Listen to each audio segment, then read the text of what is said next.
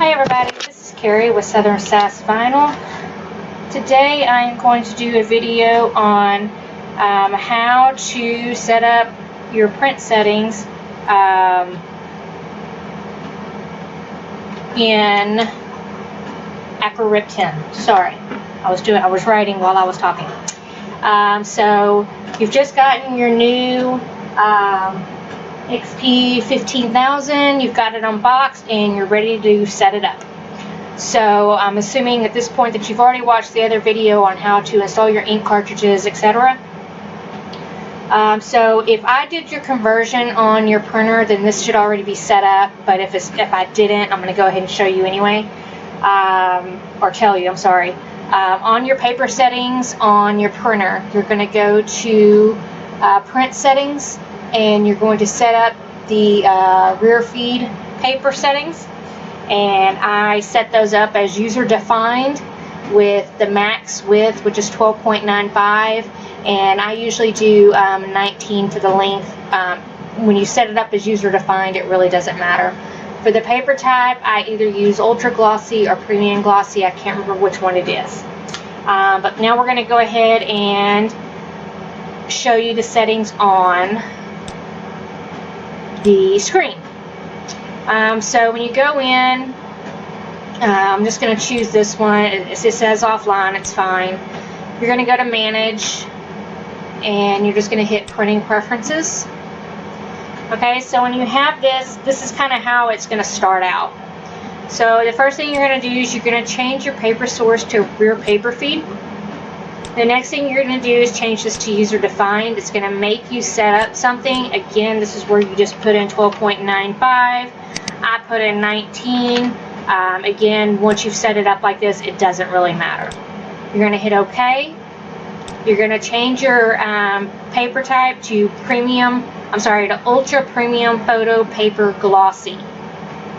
Actually, it doesn't matter between that and premium photo paper glossy. This is just the one I use.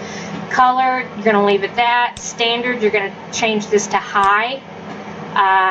You can put it on best quality. I just prefer high, just because that way it doesn't take quite as long to print, but either one works.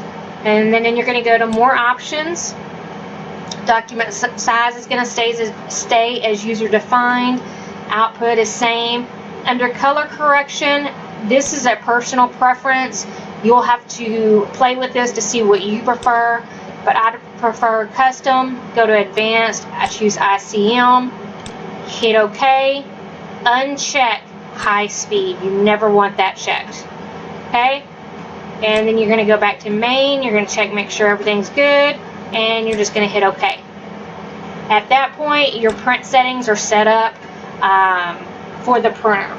So now this is my settings. This is how I work in DTG-RIP or AcroRip 10, sorry. And so I already have it open because I have a print job going right now on my L1800. So ignore all of these settings that you see over here right now. So the first thing you're going to do is you're going to pull in whatever your design is. I'm just going to come up here and I'm just going to choose one. It really doesn't matter. I'm just choosing a random design. Alright. So this is the design that I chose. And so first thing you're going to do is you're going to start in layout. Always start in layout. This is where you're going to set up your paper size. And that's going to be based on your design size. So in this case, I want my design to be 12 wide. Okay, so always make sure that your output, this right here, is going to say equal proportions. It's going to say true, and that way it automatically adjusts both your width and your height. Alright, so I have it set. The next thing you're going to do is this right here is mirror, and because your design does need to be mirrored, and then I center it. Okay, so on this particular design I already have it sized, but if the bounding box, which is this blue line, was right up against it, I would actually move my design, because I always try to give an inch above the design, and you can see that right here. That's just you just have less mistakes if you give an inch above your design before you print. And then for this one, it looks like this design is actually 8 tall right here. And so I'm going to change my settings for my height to 10. Okay? Because you remember that with this you want to give 2 inches at the bottom of your film, because you remove the rollers, and so it's only the back rollers that control keeping your paper from sliding. And so once it comes out of those rollers, there's nothing to control it anymore. And so you have to give those 2 inches for your film so that you still have that paper control. Okay? So if you look at it, it pretty much lines up with this 8. And then this is 9, 10, so that I have my 2 inches here, I have my inch up here. This is my, remember that this is my preference. You know, some people don't leave any room up here, but I have just found that I have less printing errors if I just go ahead and give it that inch. At this point, for a 13-inch roll of film, which is the A3 Plus, it comes out to right about, hang on, I have this wrote down somewhere, and of course I can't find it because I'm looking for it. For me, it comes out to right about 17 cents per inch on the length. So you're not going to take your width, because it's just 13 across, but you're going to do the length of your film, and it's going to come out to, like I said, 17 cents per inch. So for this particular design, because it's 10 inches, it comes out to like $1.70. So because of those 3 inches, I mean, that comes out to like 51 cents. Okay? But you know, when you compare 51 cents versus wasting a whole sheet because your printer keeps messing up, to me it's just worth it. Alright, so that is the layout screen.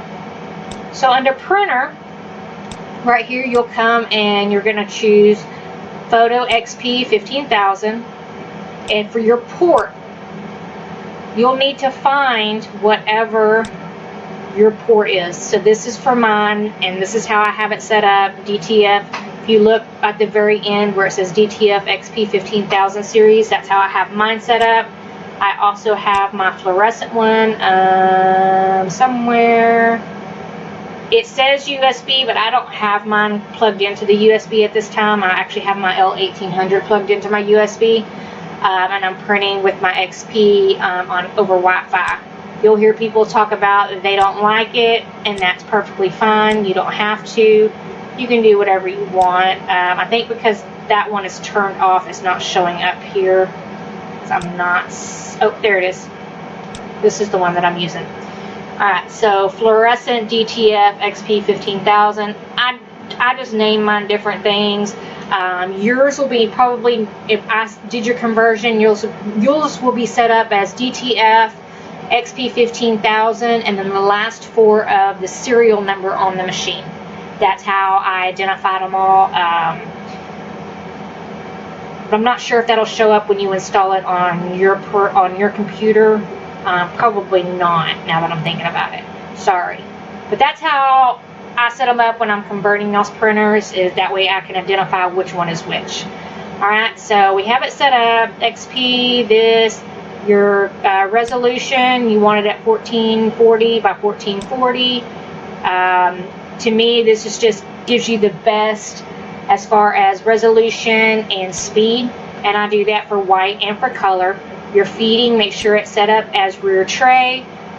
By direction, the wave is off. For your dot size, you want medium plus large on both white and color. Okay, and always make sure that this check paper size is off, otherwise it'll make you crazy. Alright, so for color, this is where you need to come in, because you're going to have to set up your ink channels for the first time. I already have mine set up, but we're going to go through the steps anyway. So you're going to hit setup, and this is what it's going to look like. Okay? And this is how the XP15000 is set up. It's cyan, white, yellow, magenta, and black. These ports will show off because this is a 6-color machine. Okay? So this is how you have it set up. Once you get it, it'll say it right here, and you're going to hit save. All right, mine's already there, like I said, so right there. Okay, some people will just choose this right here. Your color would be 30. I don't do that because to me the black is too much. So this is just, again, this is my preference. This is what the settings that I have found have worked best for me. So I would do 25, 25. If you see a design like this and it has like a lot of one specific color, like in this case yellow, I'm going to go ahead and do this at 27. And then I'm going to keep my black at 9, or I'm sorry, at 10.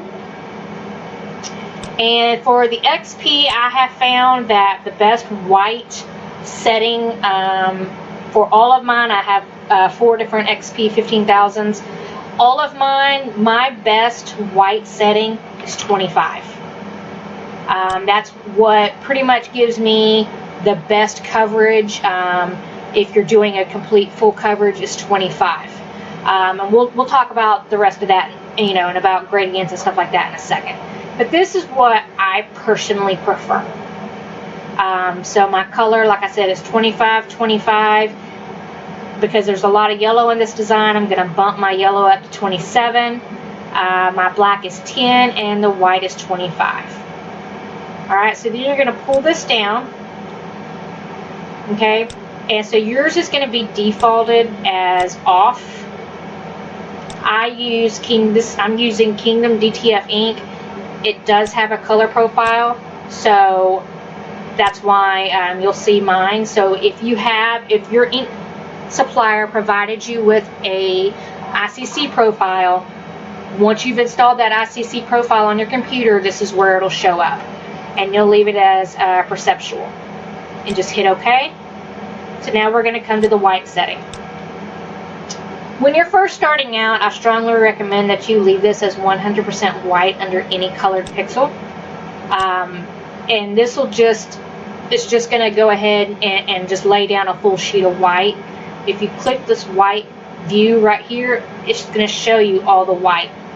Okay, and so then you can come up here and you can put gradient white under any colored pixel. So what this is going to do is basically it's kind of knocking out the black. It's basically saying, hey, all this black doesn't really need white ink, so let's not waste the white ink and let's do it this way. And so it's basically trying to determine where in the design it actually needs white ink. And so in this case, that's actually it's a dark brown. And so if I was printing this, I probably would not choose the gradient white, just because I may possibly want that white under it in case, you know, they are putting it on a black shirt or something. So I would leave it at 100% white under any colored pixel, and that's just the entire design.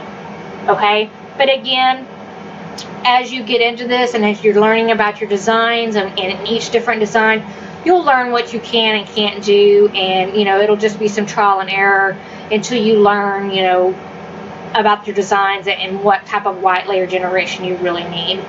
I don't mess with the white ink curve. I just haven't really found a need to. Under the black ink detection threshold, this is where you can actually take it and you can knock out the black ink. And so it actually doesn't show. I don't know why. Oh, there we go. I guess this design really doesn't have black ink in it, so it's not really showing anything. But it does. It has some right here. I don't know. So I don't use it because I mostly sell transfers, and when you're selling transfers, you really don't know what color shirt the customer's going to put it on. So I just opt to go ahead and print the black ink. Again, personal preference. You'll have to figure out what works best for you. Down here, I like to decrease my white by 2 pixels.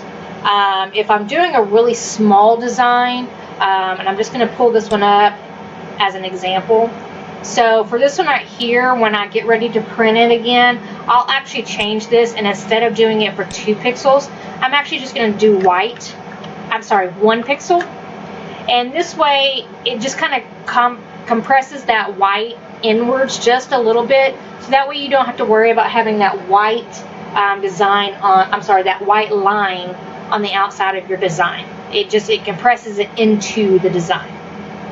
So on this particular design, because it's a lot bigger, with the size, I would actually go ahead and do 2. And that way, because if you look on the outside how it has all this, the distortion or the rough edges, to me it just gives you a better look. And again, you can kind of come in here and you can change your settings. You're not really going to see a whole lot with 1 pixel, with a 1 pixel change. Like I said, my personal preference is I like 2. You'll just have to do it and see what works for you. Always leave checked except white only. That way on a white design, it won't compress the white ink. Alright, so now that you've got all your settings, you would come, I prefer it that way, you would just come here, you're going to come back to printer, and you would come to print. And both of these checks, the first time when you first pull it up for the day, they'll both be blank. You're going to check both of them. Okay? See how this one went back to 0? Go ahead and bump that back to 1, and then recheck that white plus color. So it should be print color first, and then white plus color. This right here is where you're going to set your copies. I strongly recommend that you only do 1 at a time. There's some people that don't, and they stack a bunch of film in there, and they just keep on printing. But I get distracted and I walk off, and so if I walk off and a film gets done printing and another piece, and I'm gone for 20 minutes doing something, I come back, and by that point, 2 or 3 prints have already come through, and all of them are ruined because they're just stacking on top of each other. So this is just my preference, again, because I'm walking around from printer to printer, and like I said, I'm doing artwork, or I'm on the phone with a customer or something. I just prefer to leave it at 1. So once you've done all this, then you would hit print, and it would actually come up, and it'll say, it'll flash a couple of things across the screen. I don't have a print job to send right this second, so let me go ahead and get some film, and I will show you what I'm doing. Give me 1 second.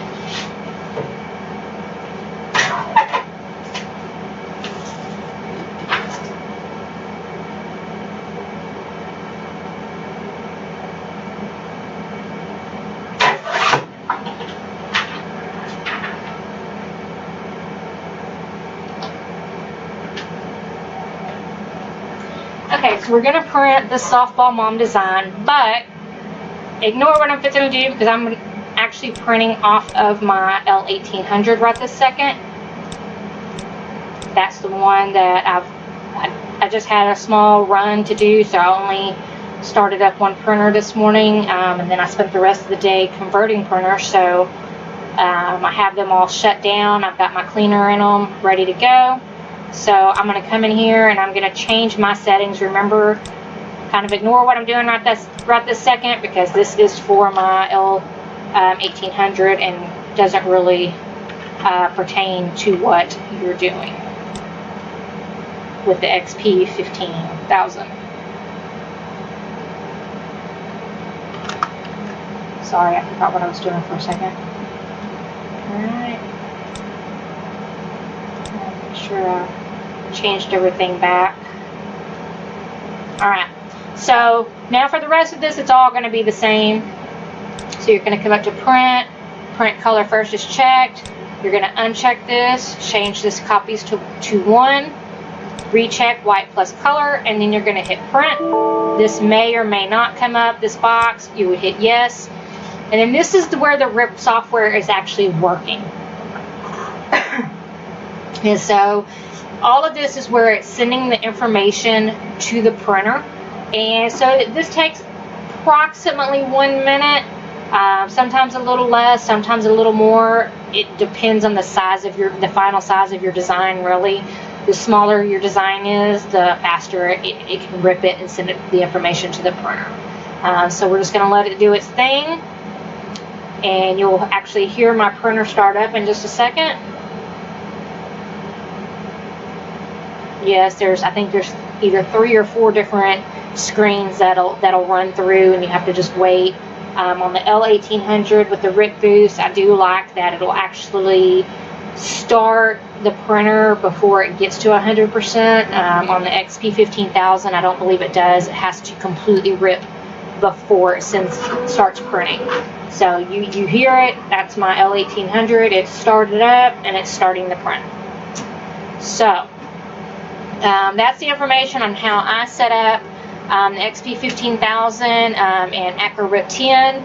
If you have any questions, remember that you can always reach out to me by Facebook or through my email, or even go to my website and click the Contact Me button and send me a message, and I will reach out to you as soon as I can. If you converted your printer, if you had me convert your printer, thank you so much. I appreciate the support of my small business. And again, this is Carrie with Southern Sass Vinyl, and thank y'all and have a great day.